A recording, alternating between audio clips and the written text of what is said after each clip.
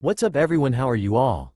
Today we are back with another blazing Naruto story, along with the 9 tails. If you enjoy then please like, share and do comments.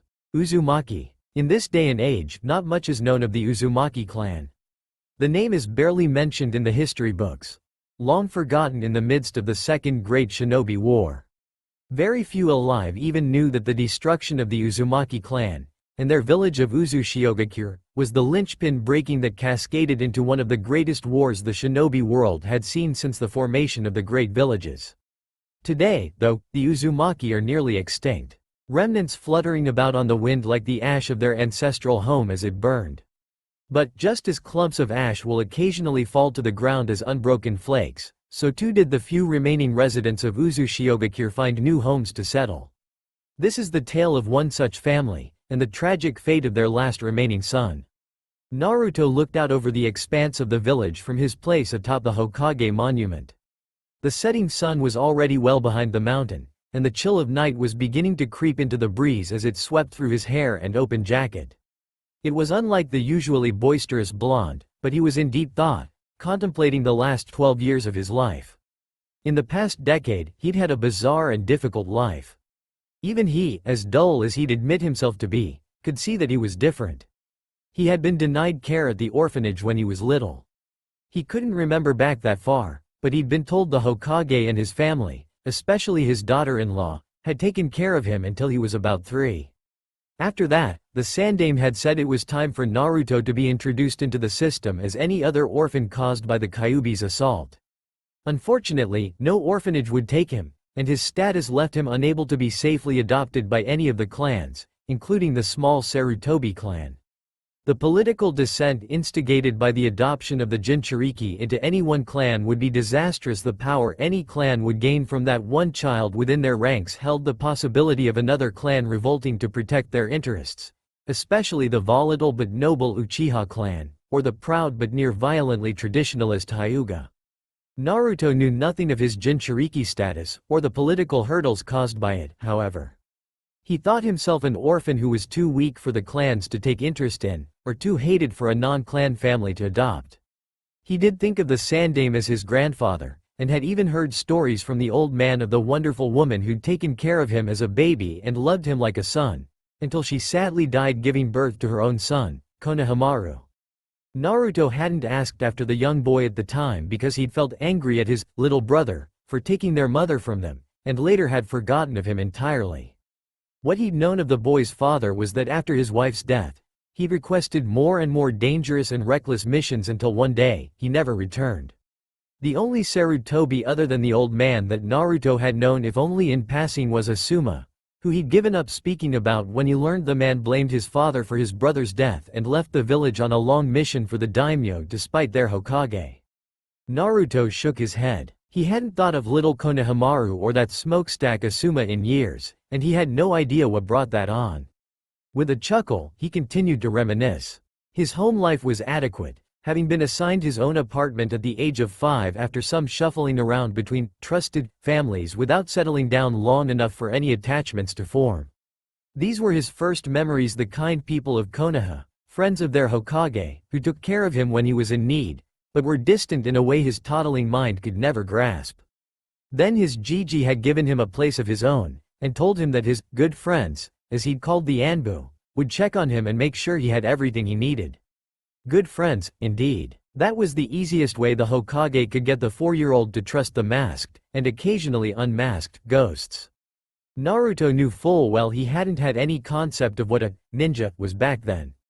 How could he? He was just a stupid kid. Well, he was still a stupid kid, but he was a less stupid almost teenager now.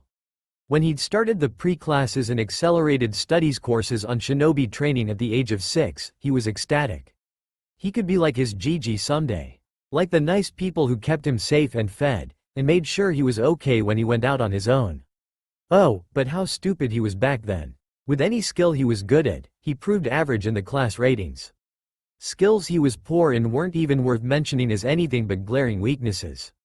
And to think some of these kids were expected to graduate at 8 to 10 years old.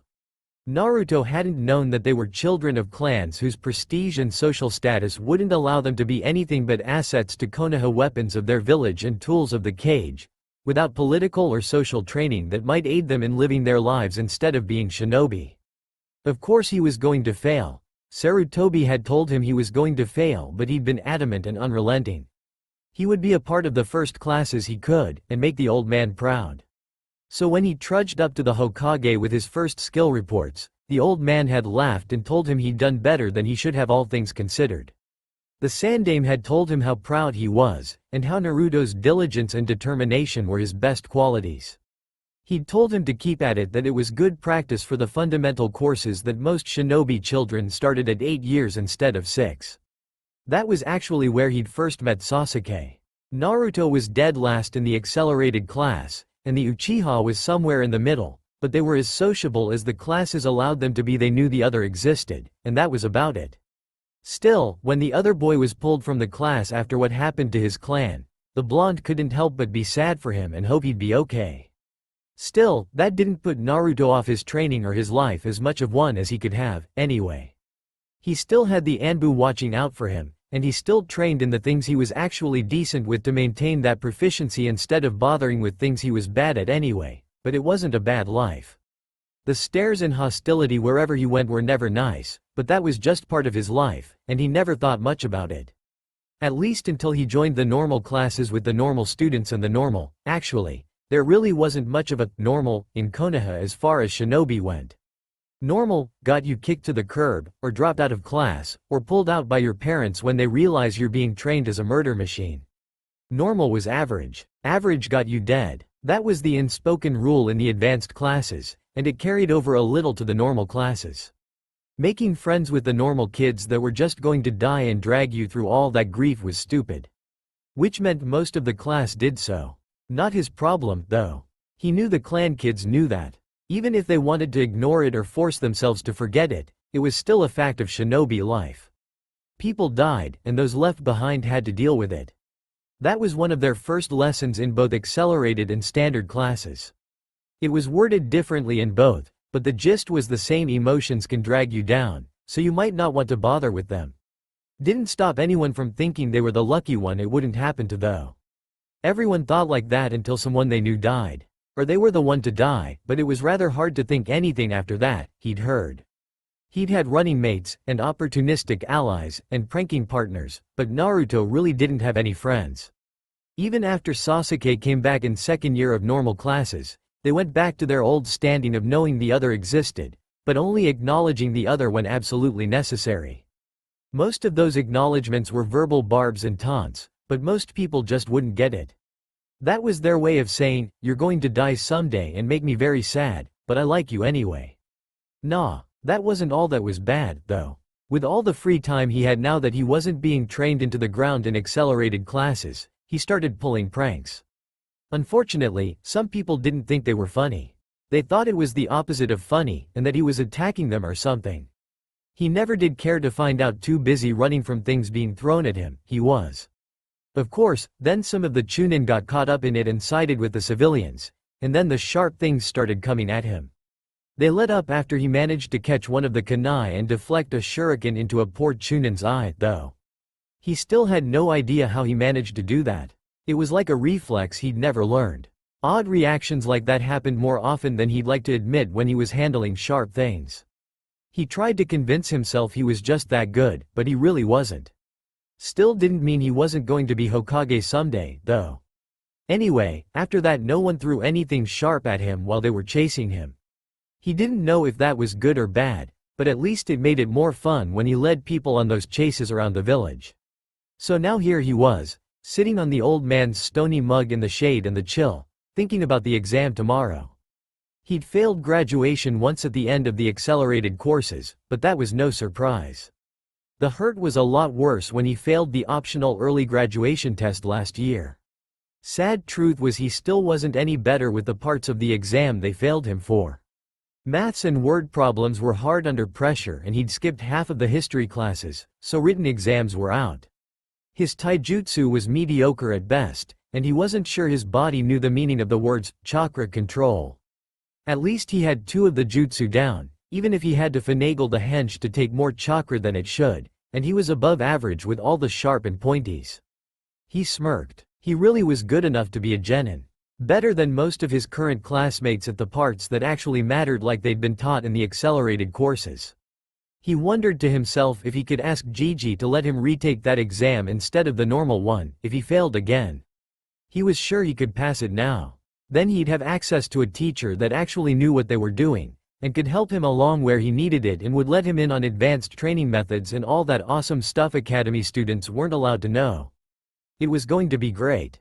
Now all he needed was to decide whether or not to paint all these old faces before bed. No one would see them in the dark, and his orange jumpsuit would help him blend into the bright sky at his back. Actually, he saw that the sky was all dark blue now. He'd spent too much time thinking and not enough time doing, and now he didn't have the time or advantage he needed to get the job done. He chuckled to himself as he stood, and dusted himself off. Well, I guess there's always next time. And with that, he was off, running home to sleep before the test in the morning. He never noticed the figures in the trees behind him, or the way they emerged after he left, looking over the paints and each other. With a nod, they were gone, and so was the paint. The next morning, Naruto was up bright and early, even eating something healthier than just stupid cereal. He had no idea why he still kept finding fruit baskets and things around, since it had been years since the old Hokage had told him he needed to start standing on his own 2 feet without the Anbu holding his hand every step of the way. But it was better than not finding them around. He was one of the first there, watching others get in some last-minute studying before the exam. He didn't bother though. No use worrying over it or messing up his stride when he wasn't getting any better in a few minutes, so he just sat there grinning and chuckling like a loon at everyone stressing out before the tests even started. They were led outside right at the start for taijutsu and weapons testing. After throwing kunai and shuriken at targets both stationary and moving, everyone would fight one of the taijutsu teachers while the other instructors watched and marked them on their form, power, and skill.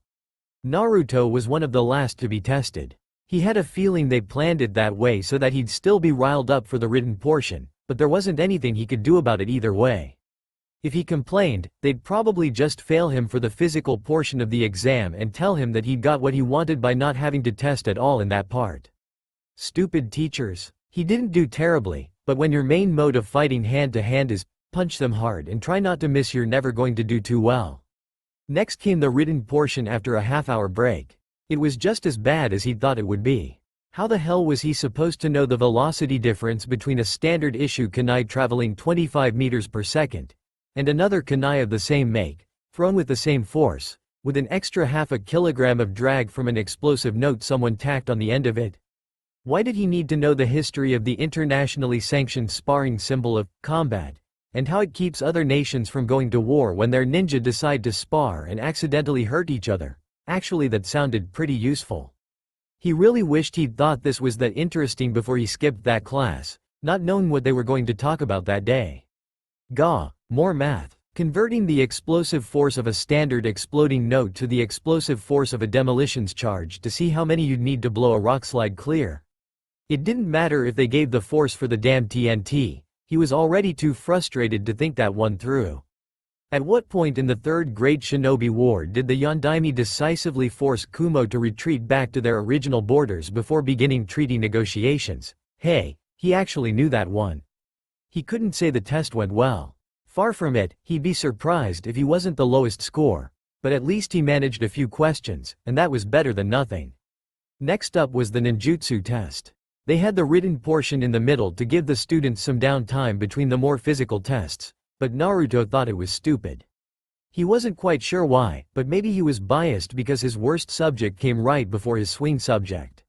He didn't need the added stress of having just bombed his written test while trying to make a bunshin, it was just stupid. He managed the kawarimi and henge just fine, but didn't have any self-taught techniques to supplement his grade before those to make it a 3 out of 4 grade instead of a 3 out of 3 requirement that they usually kept for a passing ninjutsu grade. No one was going to teach him an extra technique to pass with, so he was stuck with his grade hinging on his worst technique. So of course, he failed. The half-dozen half-dead looking clones were almost brilliant in their variety and complexity of instability and error, but they don't give points for how amazingly bad you can perform a move. I'm sorry, Naruto, Iruka said solemnly. We could brush up your taijutsu score with how well you fight with kunai instead of unarmed, but with only 2 passing grades out of 4, we just can't pass you. Hey now, Iruka, surely we can let the kid go on grid alone? He did manage 2 of the 3 academy-level ninjutsu. Mizuki, the second opinion for Naruto's grade, asked cheerfully. Naruto already knew the answer, though. The rules are very clear, Mizuki. The scarred teacher replied. 66% is still a failing grade, and 2 out of 4 tests passed just isn't good enough, especially considering his taijutsu pass was already lenient. Mizuki looked a bit sheepish at that. I suppose you're right. I'm sorry, Naruto. I'm sure you'll have better luck next year, Iruka said as he looked at Naruto. He sincerely seemed to want the boy to do well, and that helped soften the blow, but it was still 3 fails. He nodded to his arguably favorite teacher, and walked out of the room solemn and silent. He watched from the swing as the other students met their parents, the adults either cheering their success, or encouraging them for next time. He knew that not everyone was happy, and that not everyone was cheerful about their grade, but it was hard to see the world wasn't perfect for everyone but him when the glaring majority he could see from his creaky old swing were. At least he wasn't crying this time. Still, he was shocked out of his stupor by Mizuki approaching. The man had a stiff smile on his face, but looked jovial enough. Hey, he greeted, what's got you so down? Naruto just looked out over the happy, now dispersing crowd. Ah, Mizuki muttered to himself. I see. Well, we can't all be that lucky. My folks are gone now, and Iruka lost his when he was just a kid about your age. The boy couldn't help but look up at his teacher then, somewhat shocked by the admission. Really? The silver-haired man squatted down to meet Naruto eye to eye, balancing on the balls of his feet and wrapping his arms around his knees in a way that made him seem young and approachable to students Naruto's age. Part of why he got the job, he was rather amicable and good with kids. Really, Naruto, he answered. You know, there's a makeup you could do. A little bit of last-minute extra credit. If you can learn a 4th ninjutsu from a special scroll, we can count that to your test score and pass you. The blonde's eyes widened brightly. Really? The man smiled so wide his eyes closed. Really? It has to be from that scroll though. Or else we won't be able to count it. Part of the test is getting it yourself, too. Here he became a bit more serious. You have to sneak into the Hokage's offices, and get the scroll marked as the scroll of sealing. Don't worry, he's in on the test, but he'll still try to stop you as one of the obstacles. This is a live-fire mock search and retrieval mission. And once you get the scroll, meet me here. He pressed a small folded map into Naruto's hands. And while you're there, you can practice one of the techniques, and if you manage to learn one before sunup, you'll pass. Got it? The boy nodded fervently. Good. Now Naruto, this is a real mock mission, so you'll need to memorize that map and burn it before you start after the scroll, got that? Naruto froze at the serious tone and face his teacher was directing at him, but he nodded again and replied. Yes. Good boy, Mizuki said, patting Naruto's shoulder. I'll be waiting for you there after midnight. Don't get caught, the teacher added cheerfully, before hopping up onto his feet and waltzing away. He couldn't help but think it was weird, but at least he wouldn't have to wait a while before taking the test again, or bother trying to convincing the Hokage to let him take a different test. Come on, he said out loud to himself as he made his way through the forest. I know the old man's in on the test, but really, he's hamming it up if he wants me to think that would take him out. His Oiroke no Jutsu was successful. Far more so than he had assumed it would be. Really, he just wanted to shock the old man into giving him a second or two to run the hell away or Kawarimi or something. Oh well, it didn't matter. It was surprisingly simple after he got out of the building. He stuck the large scroll in an equally large cardboard box and just walked away. It wasn't anything odd, him being out this late, or even him carrying stuff around this late. Maybe he forgot to restock on kunai again and bought some down at that bulk shop that stays open ridiculously late? Maybe he was carrying around more pranking supplies, and no one wanted to get in his way and wind up the target of whatever he was cooking up? No one would bother to check as long as he looked natural. Pretty much the entire trick to stealing something is looking like you hadn't. Just because he got caught swiping things now and again didn't mean nearly as much when you take into account how often he didn't get caught. He had this done as long as he just kept walking at a brisk, but natural, pace. Don't bother looking at people, you'll just wind up looking guilty. He and the villagers ignored each other pretty pointedly anyway. Not like him doing so now would be any change. So yeah, stealing one of the village's most prized possessions was actually surprisingly easy for him. Not that he knew how precious it was. It really didn't matter. He made it to where he was supposed to wait with an hour to spare. So he grabbed the scroll out of the box, tossed the empty container aside, and found a spot on the ground that happened to be both flat and dry to unroll the thing. The first thing he saw made him cringe a bit. Cage Bunshin? He read the rest of the text. Then he glanced at the next one down the list. Apparently they just listed techniques here, without any descriptions or details. Probably saved a lot of space on the thing, since even with most of the information about a technique the description and use is gone, it wasn't nearly big enough to have every technique ever in it. It was probably pretty efficient too, if you already knew what you were looking for, and what the techniques did. Still, he unrolled it a bit further and didn't find anything else he could guess the use for by the name. Aside from killing people, of course, but it was nice to know if something was going to blow up in your face before you try it. Pretty straightforward that one. Cage Bunshin. Shadow clone. Make a clone out of shadow. Makes sense. He muttered to himself. Naruto decided this was what he was going to start with. He couldn't help the smirk that crept onto his face. It didn't hurt that he also enjoyed the irony of passing the test with a different version of his worst technique.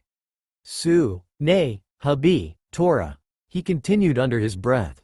The hand seals for the Cage Bunshin, Rat Snake Tiger, were almost identical to the Ram Snake Tiger of the standard Bunshin no Jutsu. If they did similar things though, that would make sense.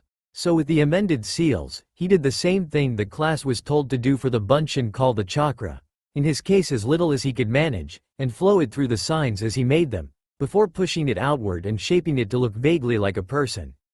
Paf! He was suddenly staring at himself.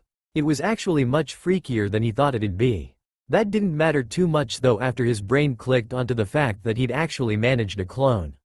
He practiced the technique until he had the 3 seals memorized fairly well, and then…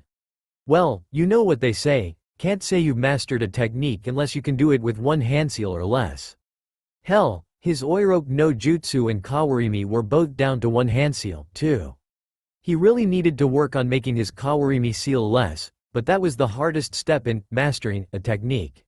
So difficult that mastery was considered 1 seal or less to nurse the ego of every chunin or junin who couldn't manage to remove seals entirely.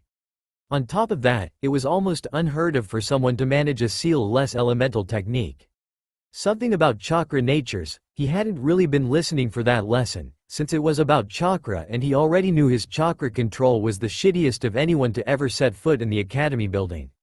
Even the civilian janitor, that one stung a bit. Getting back to how awesome he was now, he'd made a clone. An actual, real, looks like him and everything Bunshin. Hey boss. One of the clones called from behind him.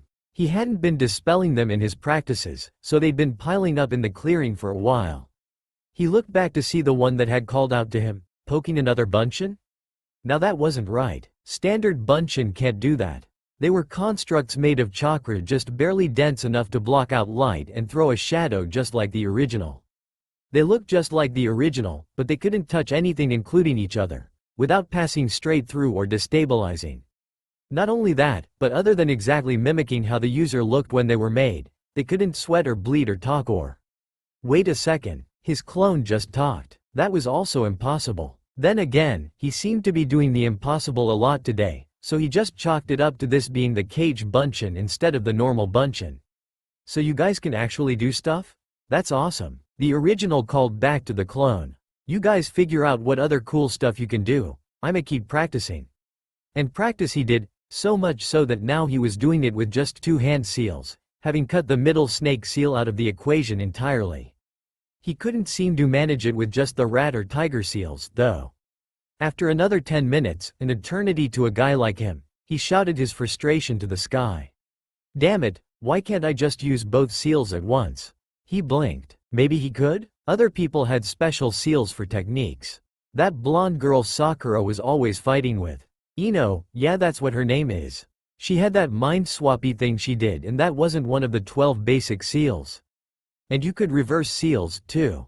That's what he did for his Oiroke no Jutsu. The reverse ram worked perfectly for that. Why couldn't he change seals? He held his left hand in the position for tiger, and his left in the, god damn it, that was just a normal rat hand seal when he combined them that way. He fumbled about with that for a few moments before he tried a modified rat seal and half-dead clone looking like his normal Bunshin used to. Well, shit. That was even worse for his morale than the clones around him killing themselves and each other trying to figure out if there was anything else special about them besides apparently being solid. So, he tried it the other way. He held his left hand out in the half-rat sign, with his hand balled into a fist except for his extended middle and index fingers. Putting up his right hand into a half-tiger sign, it was the same.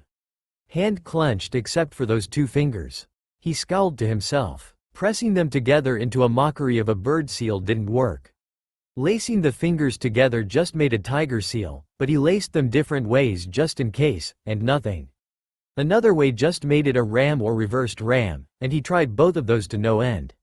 With a scowl and a sigh, he glared at the two outstretched hands, before moving them together, tilting his left hand, and crossing it over his right, fitting the balled fingers of his left hand into the cup of his right hand's curled digits.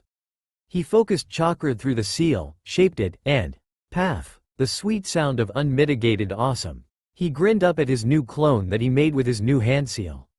It grinned back, and they both cheered. Naruto made the hand sign again and another half-dozen clones popped into existence. Let's practice this thing. He cheered, before he and his clones all made the hand sign and suddenly it was getting a bit too crowded in the clearing.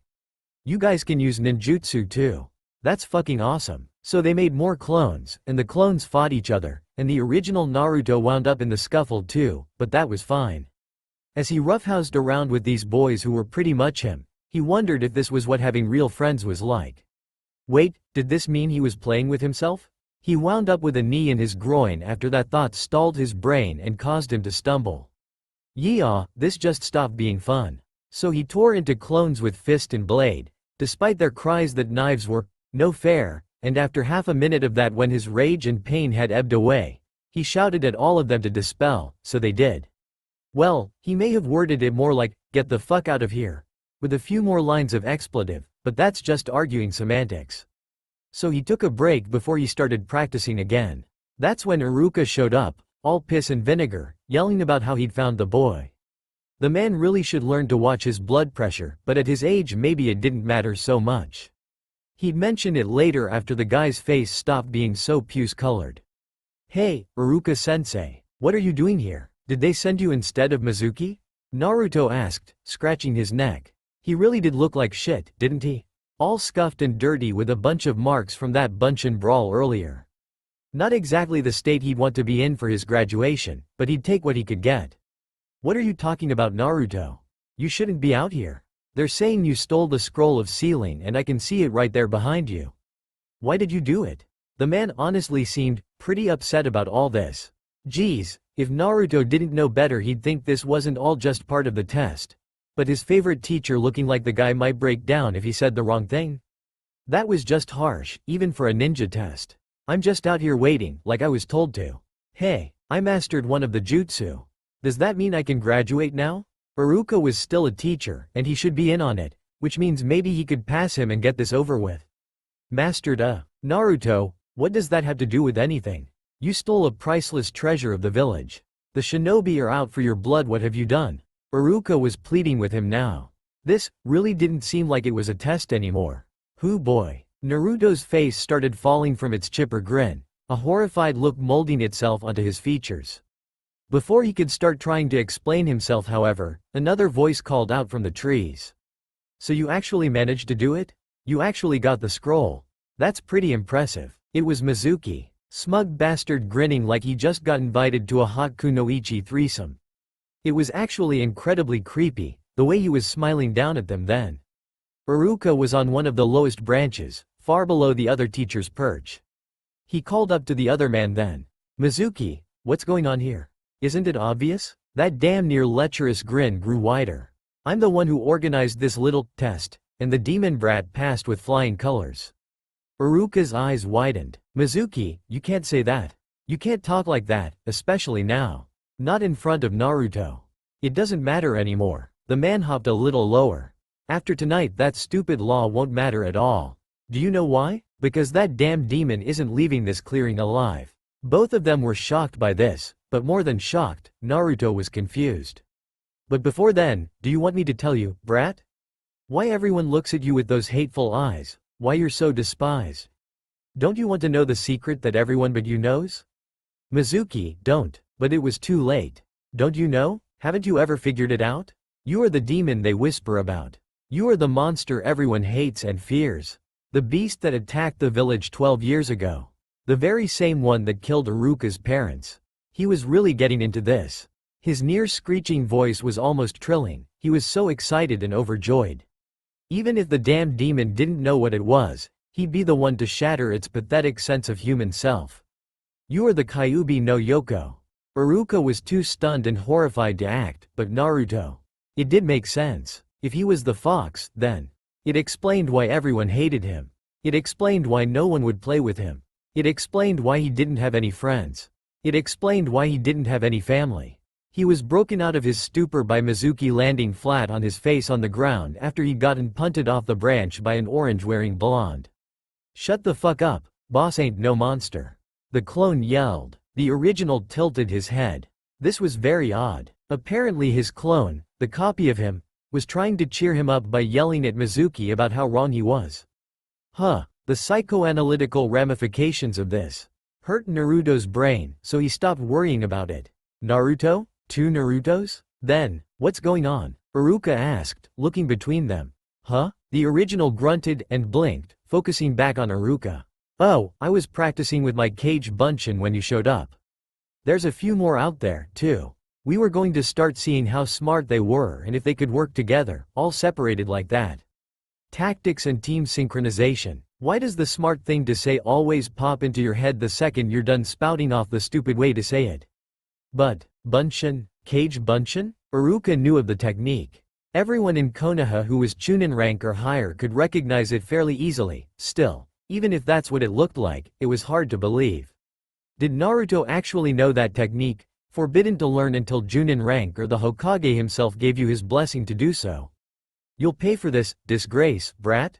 Mizuki's words, almost slurred as they escaped Mizuki's bruised and battered form, broke all trains of thought as he pushed his way shakily to his feet. I'll kill you, and I'll kill Iruka, and I'll kill everyone in my way. The mad glint in his eyes stared down both Naruto and Iruka, even as the man dodged to the side as the clone's kunai whizzed where he was standing before. Another two clones broke out of the trees to keep the Chunin occupied while their original got his head together. Naruto, are you okay? Iruka asked, placing his hands on the boy's shoulders. Yeah, I'm fine sensei. He said the words, but they both knew he was lying. Listen to me, Naruto. Iruka's tone lowered and grew serious, but not severe. Don't listen to Mizuki. You are not a monster. Mizuki is now a traitor to Konoha, which means this place is dangerous. You need to get out of here. That shook Naruto out of his daze. No, I can help. The man shook his head. No, Naruto. You need to leave. Take the scroll and get back to the village. We have to keep it away from Mizuki. Before either of them could say anything else, another clone dropped down by the scroll and scooped it up. I can take care of that, it said, before it jumped away, back towards the village. I can help, Naruto said again. This time there was a fire in his eyes. A determination that wouldn't sit idle. He was going to stay, and he was going to help. Iruka sighed, but nodded. Keep back, then. Ranged support. Naruto groaned, but nodded. They both turned just as Mizuki was finishing the last of the clones that had been hidden in the forest. No more surprise reinforcements laid in waiting, the man turned back to them, blood and rage in his eyes as he roared and charged them. Iruka ran to meet the man while Naruto leapt back and formed his hands into a now familiar seal. His seal. With a great many poofs, Iruka was no longer lacking in support of any kind, ranged or otherwise. Dozens of the blonde stood around the Chunin pair as they dueled, sometimes throwing kunai or shuriken, other times diving in to throw a punch or a kick, or slash with a kunai. Needless to say, they were wearing the traitor down fairly easily. Iruka had a few nicks, it was true, but in all it was a landslide victory as he trussed up his former colleague in Ninja Wire while another clone came in to run melee interference. He had to admit, for a bunch of brawlers, these clones were pretty damn good backup. You won't. You can't do this. Mizuki rasped out. He was battered and bleeding, worn to the point of exhaustion. You've become a traitor, Mizuki. Iruka replied. You must face the village's judgment. The bound man spat upon the ground, a mass of wet and red. You're helping him? Siding with the demon? The man standing over him narrowed his eyes. He is not the demon. And with that, he cracked his former friend over the head with the blunt end of a kunai. Seeing the man lay unmoving before him, his shoulders sagged, his body grew weary, and he sighed. Iruka-sensei. Naruto started, quietly. He held his hand out to the man who turned toward him, but then he lowered it, unable to finish what he's begun to say. The man swallowed the lump in his throat and smiled. You did very well, Naruto. Incredible, really. This technique, and how well you used it. He gestured around to the handful of clones still standing in the trees around them. You're my most unpredictable student. Naruto smiled at that, before he ran forward and hugged his teacher. He murmured into the Chunin's vest, and the man put his hand on the boy's head to muss his hair. After they parted, Iruka smiled again. I think we need to go see the Hokage about tonight. He needs to be updated on the situation with the scroll and the traitor. He paused and smirked. And about a young boy who just passed his ninjutsu test. Naruto couldn't help but whoop and cheer, jumping around in his glee. Even the clones were being rambunctious about it, cheering and singing as they jumped and danced, and a few slipped and fell because they weren't watching where they stepped. But that was okay. The rest of the clones grabbed Mizuki after they calmed down to haul him with them as Naruto and Iruka led the way back to the village. Despite everything, today was a good day. He learned an awesome new technique, apparently passed the test and was going to be made a genin, and pounded the smug grin off that bastard Mizuki. Everything was going to be awesome, because if there was one thing he knew, it was that Choji's dad was mean. Wait, what? The Hokage stood before the group of shinobi in his office, as the head of one of the village's esteemed clans held forward the scroll of sealing. We recovered the scroll, Chao's deep voice rumbled out. But we couldn't find Uzumaki. The scroll was being carried by what appeared to be a clone. It went unsaid what had happened to the clone. I see, the Hokage said as the large man held out his hand, which almost reached around the large scroll, and set the item in the arms of his leader. We will halt the search for the moment. Appraise all teams that Naruto is not to be harmed, and that he is to be escorted to me at once when found. We will begin the search again once all the teams have been informed of the updated orders. He's a good boy, and you're all out for his blood. He never deserved this, to be cast the traitorous criminal and summarily cast aside. The priority was to return the scroll, but somewhere along the line, whispers and rumors spread, and along came the news that the one who had the scroll was Naruto, and should something happen to the poor boy while recovering what he'd taken, well, it'd be no skin off their backs, they thought. The old man's priority now was Naruto. He had to stop the search and assert control over the situation as quickly as possible, and Hokage-sama, one of the Chunin attending the offices while they were staffed at alert, had barged into the room, breathing heavily. Uzumaki Naruto. He's been found. Amino Iruka found him, and he's bringing him here, sir. Once the man regained his breath, he remembered his propriety and saluted his commander. Said commander waved away the formalities even as he smiled. Iruka was a good boy, and he liked Naruto. Everything was going to be fine. See, they are brought here unimpeded, if you would. Sir, the Chunin barked, but then stiffened as if just remembering something. But sir, also, they have another Chunin with them. Bound and badly injured. Clones. Copies of the of Uzumaki are carrying him here as well, sir. The Hokage's eyes narrowed. So that was it, then? He always hated when his soldiers went sour, but that was just a fact of shinobi life. Everyone was the enemy. Everyone. By the gods, he was too damn old for this. Good. Do tell Naruto that he's done a good job with his mission, will you? Luring out traitors is such dangerous and difficult work, after all. The entire room blinked at that, but accepted it as fact. This, too, was shinobi life.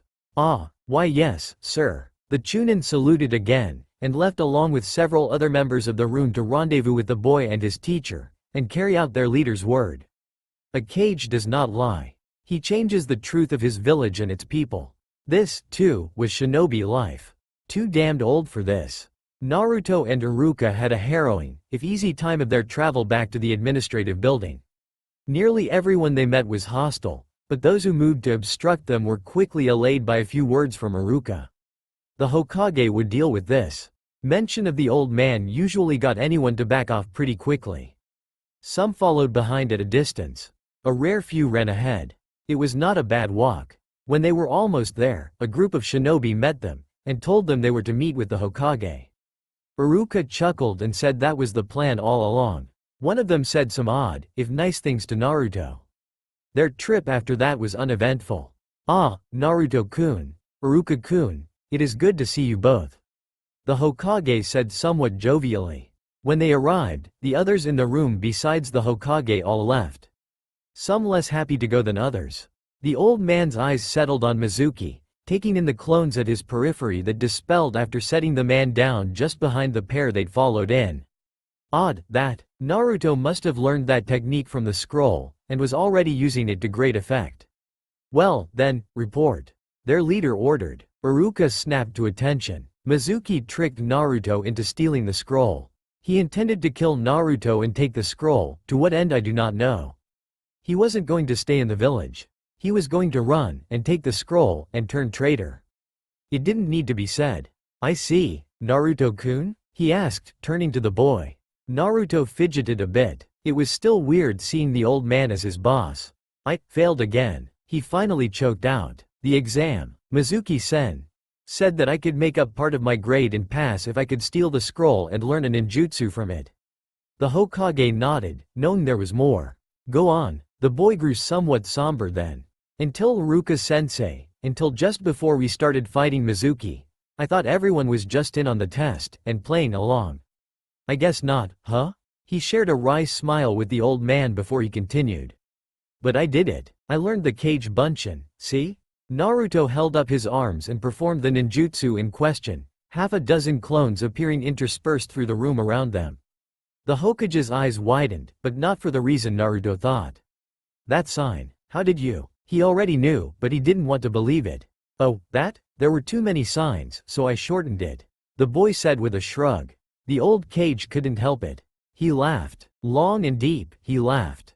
It was almost a minute before it petered out, but more than long enough for the others in the room to start feeling awkward. "My apologies, you amazingly unpredictable boy," he started after the laughing had ceased. "Are you telling me that you reinvented a hand sign that took renowned Junin years to perfect, in less than an hour?"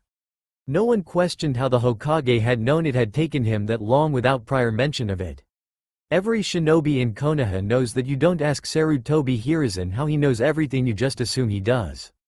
I guess so," the blonde answered sheepishly. The old man smiled. It hadn't taken that long to invent that specific shortcut sign, he knew, but it had taken the founders of Konoha years to confirm that it was indeed the most efficient single hand seal with which to use the Kage Bunshin no Jutsu. Amazing, the boy was truly amazing. With another chuckle, the Hokage nodded. "Then I suppose this would affect an amendment of your graduation ranking." The boy smiled wide, and the world was right. Sarutobi nodded, even as the boy's inevitable outburst washed over him. Such an excitable boy he still was. The old man walked over to one of the cabinets at the side of his office, and retrieved a small object from one of the drawers. He returned to stand before the boy, holding out the rectangular bundle. It was black cloth wrapped in upon itself, and weighed more than its size would imply as the boy took it. When he unwrapped it, he found a plate of metal fixed upon the cloth. Shiny and gray, engraved with the symbol of the Leaf Village. "Congratulations, Genin Uzumaki." The boy surged forward at the old man's words, and wrapped his arms around his surrogate grandfather. Tears of vindication and joy soaked into the robes of his office, but all he did was smile and comfort the boy, smoothing down his unruly hair. None of them cared to notice that Mizuki was no longer in the room, either because they hadn't noticed his removal, or because they knew that nothing happened in this office without the Hokage's approval. Anbu were sneaky like that. Iruka nodded and left. His job was done for now. When the boy was finally done, he stepped away and wiped his face down with his still filthy sleeve, and smiled. The old man returned the smile, and nodded. "Well then, before you head home for a well-deserved rest, is there anything else I can do for tonight's young hero?" He really hadn't thought much would come of that, besides the boy perhaps asking for his hat and job early, or ask about his parents whom he knew the Hokage knew of. After all, the professor knew everything worth knowing in Konoha. Perhaps the boy would ask of the Kyuubi residing within him, but Naruto was always full of surprises. With a smirk, the boy answered, "Yeah, Ji-chan, I want a new coat, and a sword." Naruto really liked his new coat. It was custom made for him by one of Gigi's suppliers. The same people he goes to for replacing his robes of office when they wear down. That alone made the damn thing pretty awesome. But as he walked along with the thick overcoat trailing along at his ankles and its sleeves rustling around his wrists, he felt incredibly badass. The old man had it modeled after the Yondaime's old coat, but thicker to better protect an up-and-coming genin wear a cage as quick as the fourth wouldn't really need any armor at all. It was black leather, probably the biggest change from the original Namikaze design. Red flame patterns licked a few inches up from the bottom hem, and instead of any kanji on the back, had a large red swirl the old man had insisted on. Naruto had no idea why, but he had to admit he kinda liked it, plus the same design had been on his old jacket, and it was on all the official Konoha shinobi jackets. Maybe that's why the old man insisted. It did make him feel rather official. It did also have some belt loops and came with a belt, but he didn't use either for anything. What he did use were all of the pockets. So goddamn many pockets. He could barely believe it. Hidden ones in the sleeve for kunai, big ones on the inside to put things, a few scroll pouches for sealed supplies, even a couple normal ones on the outside that he could stick his hands in to look more badass. The fact that it was also lined with meshed ringmail armor was a plus too. Anything that could punch through the leather of the jacket would probably be stopped by the armor. It'd take quite a bit of piercing power, or an insane amount of slashing force to get through both. It was even big enough that he wouldn't have to worry about growing out of it for years. Though it was a little loose now. It wasn't debilitating though, he could still fight in it. Still, if he was going to have something this awesome, he didn't want to need a new one in less than a year. He shook his head to derail himself from his mental ramblings, bringing a hand up to rub the back of his neck and nudging it against the sword strapped under the coat. That got him to grin again. It wasn't anything fancy, just a standard issue ambu straightedge the old man had requisitioned for him. He couldn't really blame the old man for going the easy route with that one. He had asked for two things when the Hokage had obviously been hinting at only one gift. Still, it was a good sword and he'd spent the rest of the week before team placements practicing with it. It was shorter than most swords, but ninjas were speedfighters, not samurai. Shorter blades suited them. Regardless, it was nearly a full longsword to his 12-year-old frame. 2 feet of sword and another foot of handle was a lot when you weren't even 5 feet tall yourself, and even then he was rounding up a little. Still, it was a good sword. Quite a bit of his training with it had been watching his Kage Bunshin fight just to see how bad he was with it, and that went surprisingly well. As he made clones and they wound up killing each other so he could see where all his openings were, he wound up getting into the fights so much that it was almost like he was the one fighting. That had been a weird feeling. Anyway, in the end he managed to get about as well off with it as he could by himself. Passable for a genin, but Chunin didn't carry tools they weren't proficient with. He'd have to get a lot better with it before he got promoted, or he'd have to stop wearing it around until he did get proficient with it. He was getting caught up in his head too much again. He grinned as he started up into the academy building for the team assignments. He'd been close to late on purpose today so he could see all their faces when they caught sight of his new duds. He was not disappointed. Everyone was staring in shock at his coat and sword, the harness for said sword also a black leather and barely visible against his black shirt with a red Konoha leaf symbol on it. His orange striped black pants clashed a bit with his black and red motif, but he just couldn't give it up entirely. He was pretty sure most of them were too busy looking at his clothes to even notice the black-clothed headband on his forehead and keeping his hair out of his eyes. He grinned and waved cheekily. Yo, most people still seemed shocked or dazed, or uncaring, or asleep. Tough crowd, this one, so he went to sit by one of the only people who seemed to not give any fucks about his change in clothing, one Uchiha Sasuke. He plopped down into the seat and repeated the same greeting he'd given the class, which got him a grunt of acknowledgement and a small nod which might have been his imagination. The room wound up boisterous again when a pair of girls came charging through the door, Ino and Sakura. Both of them arguing and scuffling about as they tried to be the first into the room. You see what you did? I was almost late. Me, you were the one who stopped me on my way here and almost made me late. Naruto groaned a little. They were always like this. Always finding something to fight or argue over. It was terribly annoying, but you got used to it in this class. By the time they'd seemingly finished their argument to storm over to him and Sasuke, it was almost time for class to start. Hey, you, Naruto? Sakura started when she got closer. He'd managed to keep his face fairly stoic as she approached, and she'd apparently only noticed how much he'd changed his look when she was right up next to him. Ino stood beside her, scowling a bit, but her eyes were still running up and down the blonde boy as if assessing him. Yo, Sakura, Naruto said, his voice somewhat low and seemingly uncaring. Go out with me. It took a moment for his words to sink in, and her cheeks pinked a bit as her mind caught up to what he'd said, but in the end she just wound up yelling at him again. You idiot, you think I'd go out with you just because you started acting more like Sasuke? Such a wannabe loser. Naruto couldn't help but crack up after that. Haha, you saw right through me. I'm just no good at that monotone of his. He glanced over at the Uchiha in question. His face looked perturbed, but Naruto was sure he was amused. I bet you'd go out with me if Sasuke told you to, though. Hey, tell her she should go out with me. The blonde added, pointing back at the girls while he stared down the Uchiha. Now he could see the emotions warring on his rival's face. Would he give in to Naruto's request, and see if that would get one of the more obsessive fangirls to finally leave him be, or would he decline just to spite his rival? In the end, his Uchiha pride demanded he not bow to any sort of demands, and he shook his head, looking away from the other boy. No way. Do it yourself. Dom, was Naruto's overdramatic response, clutching his chest like he'd been stuck with a senbon.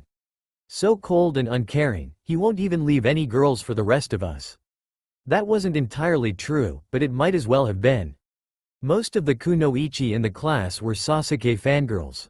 Most of them were mediocre and wouldn't survive long in the field, though. The few that weren't fangirls usually pretended to be just to fit in, but most of them also fit into the probably going to die category anyway. He knew the Hyuga girl in the back of the class wasn't interested in Sasuke, but she was terribly shy. Normal meant you'd go out on a mission and not come back. Shy meant you'd probably die slowly when you did. She wasn't a bad girl, but she wasn't really cut out for shinobi life, he thought. Still, this wasn't a time for such morose thoughts.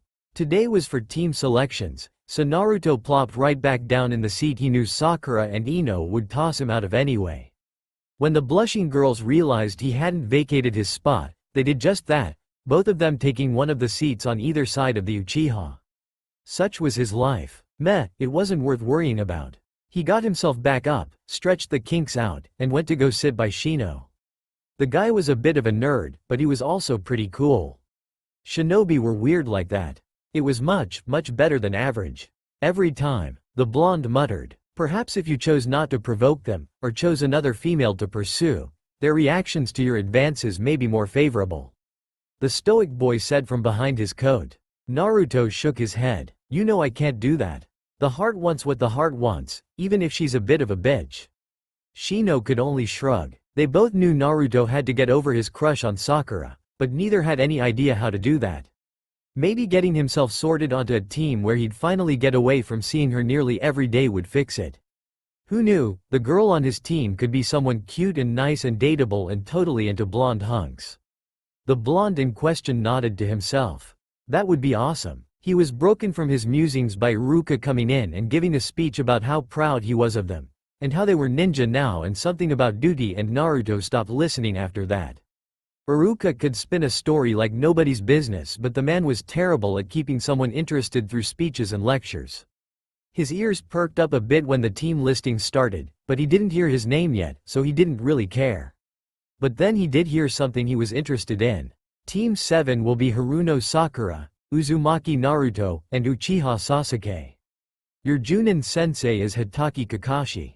Well, fuck. There goes getting away from the pink bitch and finding a new girl to like, along with any hope of winning over Sakura by being on a team with her but not Sasuke. Fuck, was the Uchiha bastard the only good thing about his team placement? He was a skilled and versatile fighter, and could probably kick ass teamed up with Naruto if he wanted to. Sakura was just a mediocre bitch who he happened to have a massive crush on.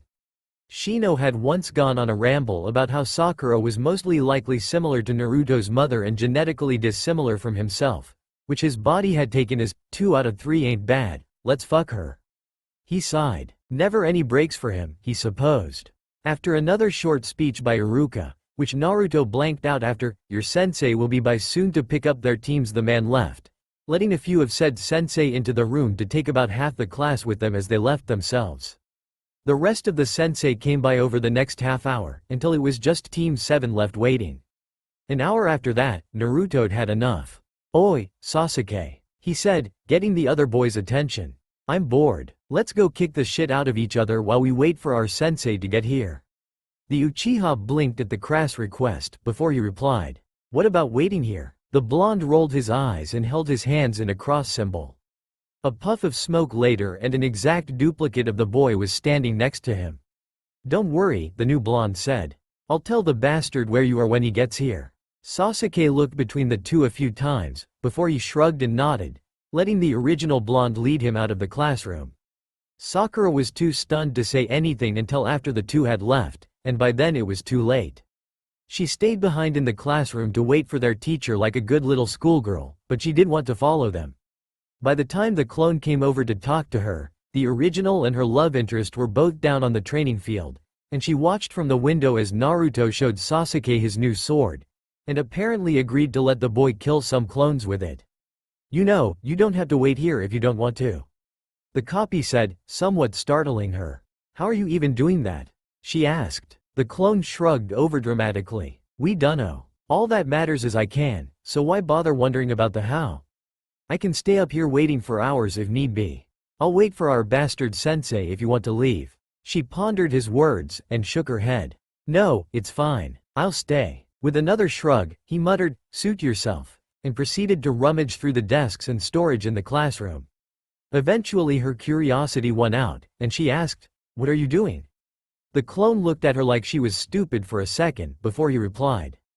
Gathering supplies to set traps for our asshole teacher.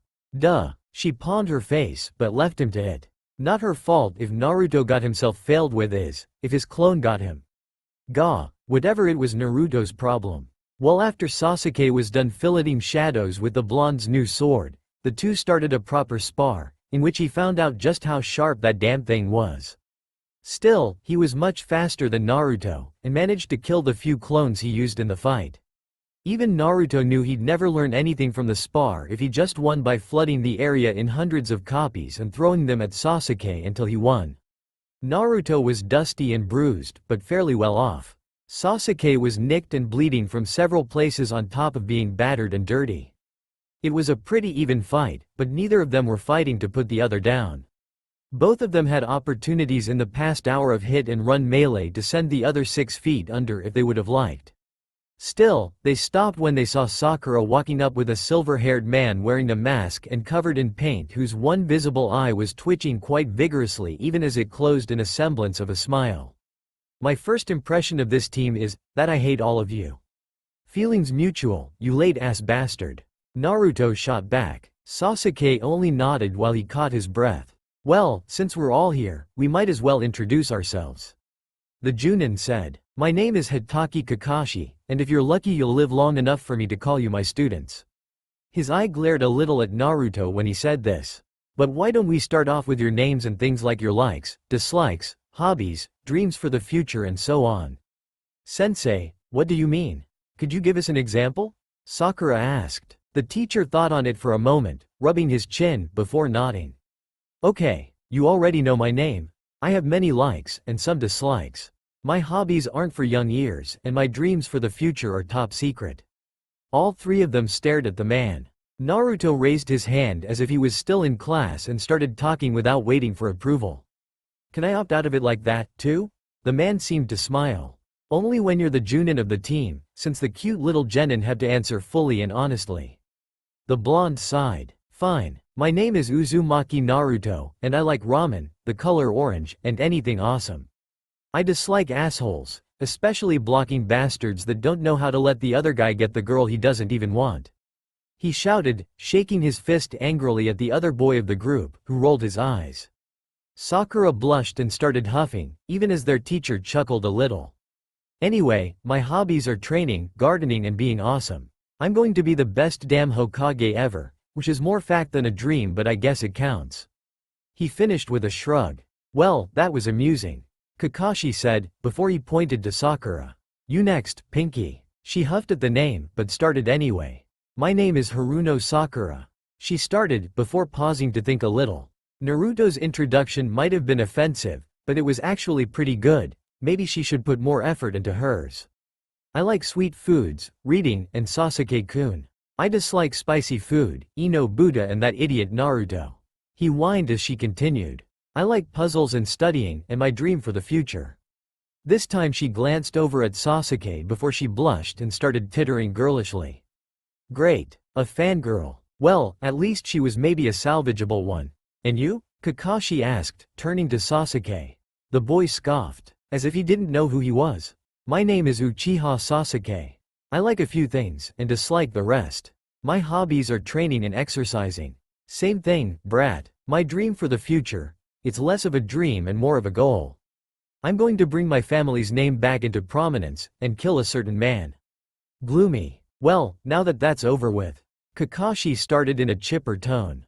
I have the great pleasure of informing you all that you're well and truly fucked, since every Junin sensei gets to administer an aptitude test to their new team of cute little munchkins.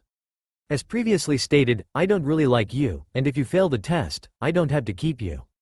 A Junin's time is precious after all, so no one wants us to waste it on a bunch of slack-jawed idiots who'll just get themselves killed anyway. Then you'll get tossed back to the academy to wait for another Junin stupid enough to take you on. Sounds like fun, doesn't it? Both of the other genin were glaring at Naruto, the probable cause of the Junin's ire. Still, if you do manage to pass, we'll be a team. That means we'll train and go on missions for the good of the village together for the foreseeable future. The man stopped hamming it up at this point. Meet at Training Ground 3 tomorrow morning at 6, and be ready to have the shit kicked out of you. He turned away to leave, but stopped. Oh, and don't eat breakfast. You'll just throw it up anyway. With that, the man was gone. The three stared at where the man was standing, where he disappeared for a moment, before Sakura sucker punched Naruto right in the cheek and sent him flying to the ground. Thanks a lot, idiot. Now we might not pass whatever test he's got lined up. She shrieked at him before stomping off. Love you, too, sweetie. Naruto coughed back from his little cloud of dust. The glowering Uchiha had his 2 cents to put in, as well. You really are pathetic, you know. The blonde was already up and dusting off his new coat. He really liked that coat. Not my fault I like him, Tsunere. The blonde was pointing at his friend, almost as if lecturing. It's her problem for being way too soon and not enough dear. The class star palmed his face. I hope you never make children.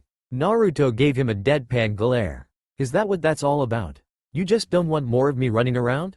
Well, guess what? They were suddenly surrounded by clones. Too late, bitch. Not what I meant, and you know it. Sasuke grumbled, shouldering his way through blondes to start on his way home. Don't screw up the test tomorrow. He tossed back as he left. Same to you, asshole. One of the clones retorted. Naruto wasn't sure which one. So now what was he going to do with the rest of his day? Meh, he'd train more, he supposed. It couldn't really hurt, especially if he came up with a few new tricks before tomorrow. Until then, he'd go tell Ayame and Tucci all about his awesome day. The next morning was pretty incredibly dull. It was 10 minutes past the time they were supposed to start already, and they all felt pretty sure it was going to be another hour or two before the Junin showed up. Still, it wasn't all bad. Sasuke had shown up the same as before, except with a wakizashi strapped behind his waist. Apparently he'd really liked Naruto's sword and decided to dig through his clan's stuff to find one for himself. It was a standard Japanese short sword, with a blue scabbard and blue threading for the grip. There was even a tiny Uchiha crest halfway down the length of the sheath.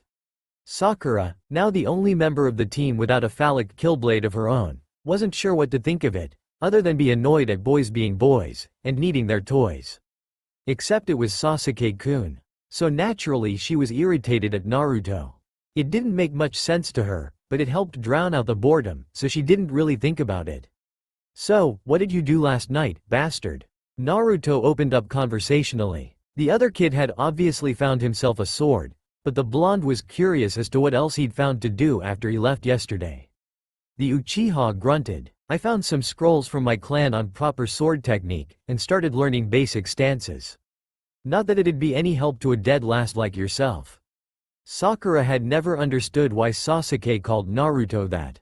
Naruto wasn't too great in the class rankings, but he hadn't been anywhere near last. Then again, she didn't know about their history from before the standard classes. She just assumed it was a put-down that Sasuke used for the blonde because he could. Yeah, no. Why don't you practice your little sword-holding tricks while we wait though? I'm sure they won't wear you out too badly before the test. It's just picking up a sword after all. The blonde taunted. Fine. The Uchiha glowered, unsheathing his blade and holding it out in front of him in a neutral stance, checking his footing and hand positions. Much to Sakura's surprise, he didn't seem to mind at all when the blonde got his sword out and stood next to him, copying his form. Sasuke started slowly swinging his curved sword at different angles, and Naruto watched for a bit before doing the same with his own straight blade. Sakura watched them cycle through offensive and defensive stances as well, keeping the same slow pace and focusing on getting the stances and motions right rather than doing them with any speed or force. Before she knew it, their sensei had shown up. Well, this is surprising. I didn't think you two would want to wear yourselves out before the test, but to each his own, I suppose. The Junin knew full well they weren't tired. They were limbered up and ready now, compared to the girl of the team who'd sat there like a lump which could wind up leading to cramping or stiffness that could get her killed depending on what this mysterious test was. He just felt obligated at this point to bait and barb them instead of compliment them.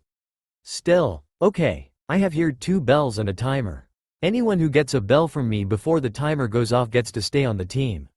He then tied the small jingling silver bells to his belt, before setting the timer down on the stone dais next to him. Anyone that doesn't get a bell not only goes back to the academy, but they don't get lunch either. Of course, Naruto had eaten breakfast as usual despite the man, and Sasuke had eaten a light breakfast because going into battle without the energy to survive was just stupid, even if the exertion might make you throw it up later. In the end, Sakura was the only one whose stomach growled ominously at the thought of missing 2 meals in a row. You have until noon. Ready? Go! Sasuke and Sakura dashed into the trees and foliage then, but Naruto stood defiantly. You know, this doesn't really make much sense.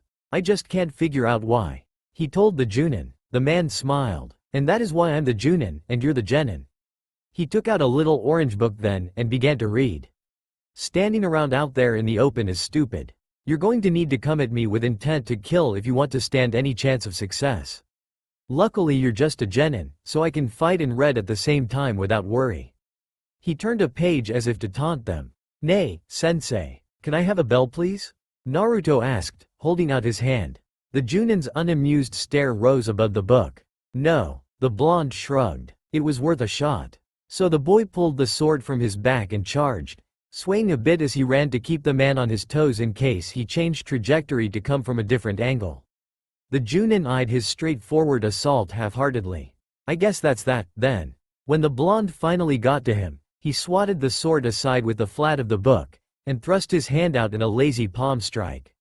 Of course, lazy, for a Junin could still take a Genin's head off, which it nearly did as Naruto barely dodged to the side, rolling past the teacher and coming back up with a rising strike from below.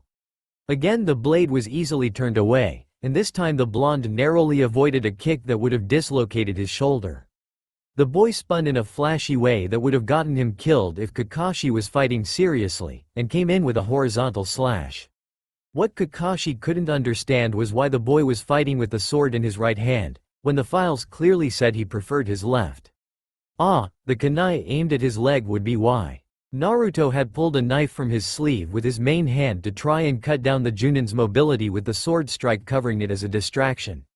Still, he wasn't one of the village's elite for nothing. Blocking the sword hand at the wrist with the spine of his now closed book, he grabbed the boy's left wrist with his own free hand and flipped the boy into a throw. The blonde flipped in midair and managed to stick his landing, but still.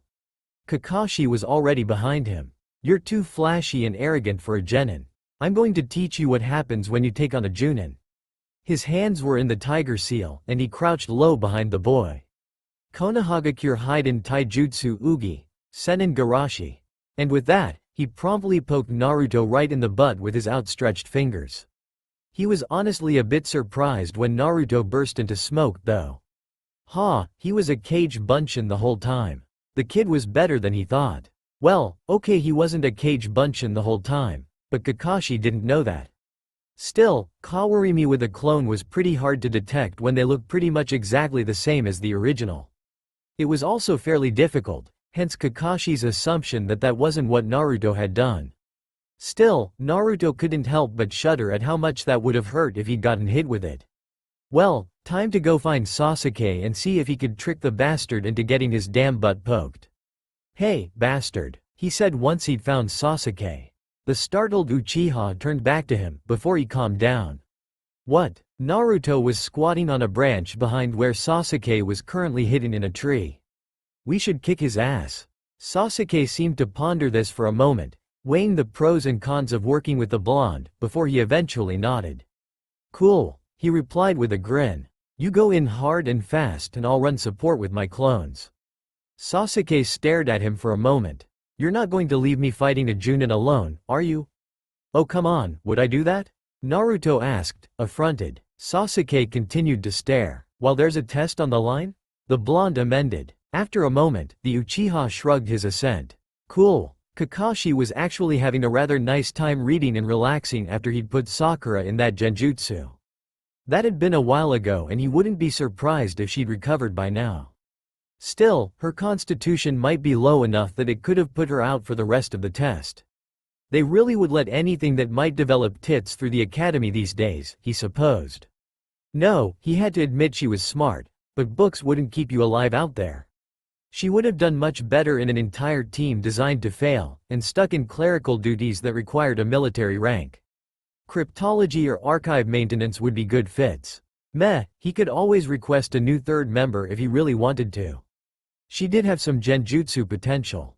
Enough to warrant her placement on a strike team like theirs if her tests were accurate. It wasn't his specialty, but he could set her along the path to getting there. Very few people made it to Junin without some sort of genjutsu training. Still, not his problem if none of them could see through his test or at least work together. Oh look, a kunai. He leaned back and held the pinky of the hand holding his book out, slipping it into the ring of the kunai that was flying at him and essentially catching it. Why yes, he was a show-off. He spied Sasuke coming in from his left. With his left eye covered, that would appear to be his blind side to the genin. Of course, he'd trained to the point where it wouldn't matter if he only had one eye out, and he knew his blind spots better than anyone else. He wouldn't have survived the past decade otherwise. A lone charge out in the open was pushing it even for Sasuke's ego. There had to be some sort of plan going on. Still, he'd meet the boy head-on if that's what he wanted.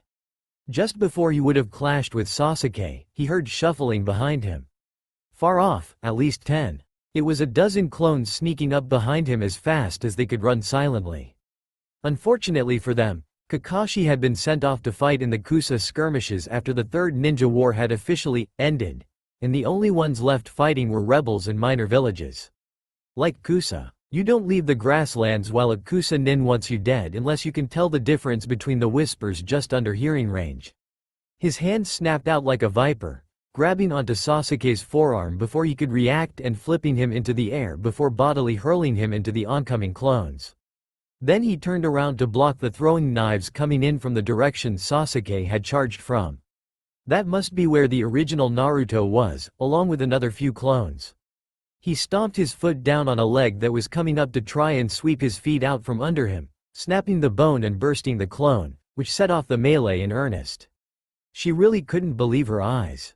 Sasuke was fighting Kakashi, but not just that, there were half a dozen copies of Naruto supporting him, and they seemed to actually be pushing the Junin back. He'd even put his book away.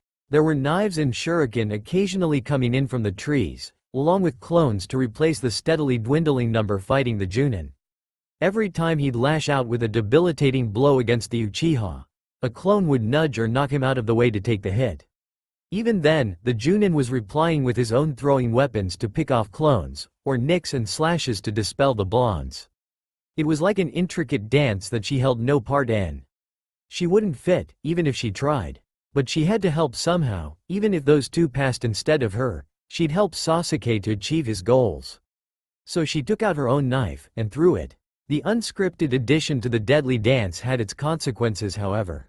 The one clone that had finally gotten in close enough to smack that damn mask off the bastard's face with his fist was in the way, and exploded when her knife hit him square in the back. She barely had time to feel horrified over possibly ending the fight in the Junin's favor when he grabbed her knife out of the air and stabbed it down into another blonde who was reaching for the bells. Of course, through the smoke in his face he really couldn't tell that the boy he'd just stabbed was still there. That had to be painful though, as he grabbed the tiny silver bells and dashed away, yelling that they'd done it. They'd won. The clones, Sasuke, and even the Junin stopped at that, to look over to the cheering boy dancing around with his hands cupped together, despite the knife still lodged in the back of his right shoulder. He thrust out his hand victoriously, dangling the tiny bells from their wire like a pair of cherries from their stems.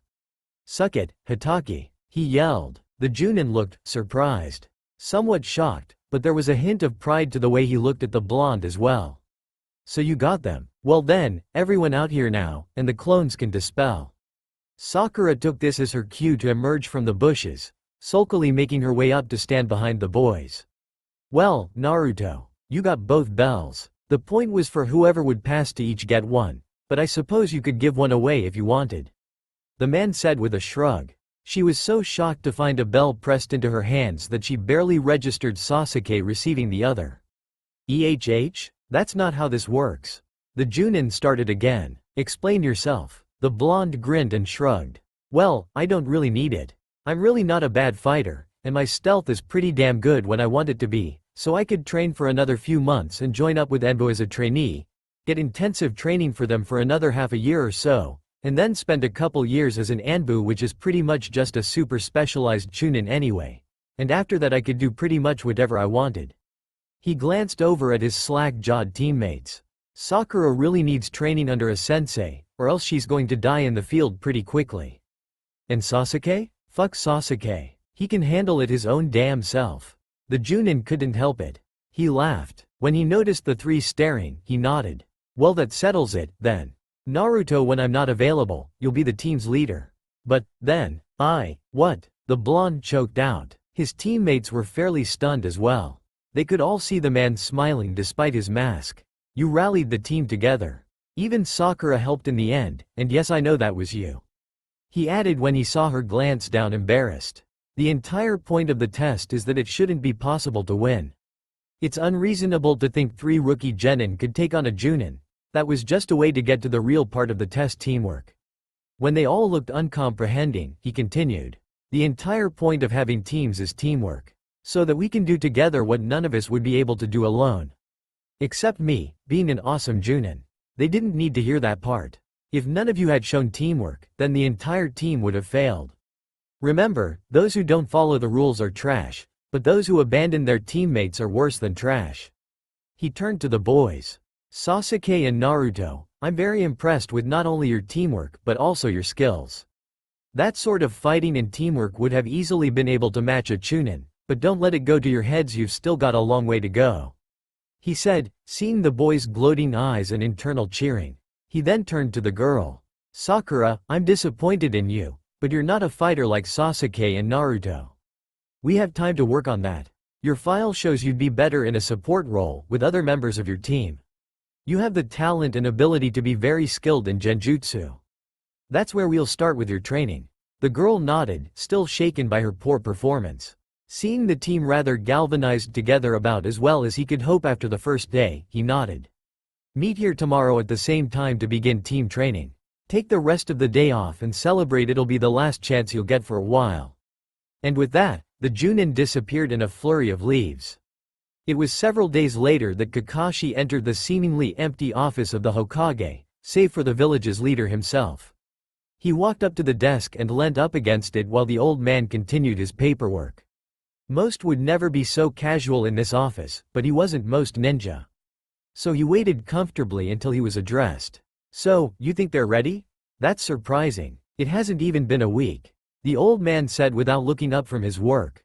"They're very surprising kids," the man said, smiling proudly at what he held in his hands. It was a framed picture, instead of his usual orange book. The old man scoffed. Able to actually beat the bell test, they'd have to be. He nodded with a smile. All right, it won't be anything dangerous, but I'll see what I can do. That's all I ask, the Junin said, setting the picture down on the desk and rising to leave.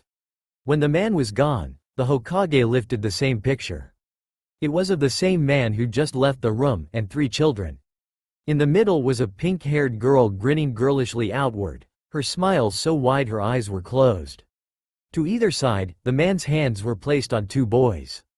The blonde on her left was swatting away at the man's hand overdramatically, his coat flailing behind him with his movement. The dark-haired boy to the right glowered at the camera, enduring the playful rustling of his hair. Yes, Hiruzen decided, they would be just fine.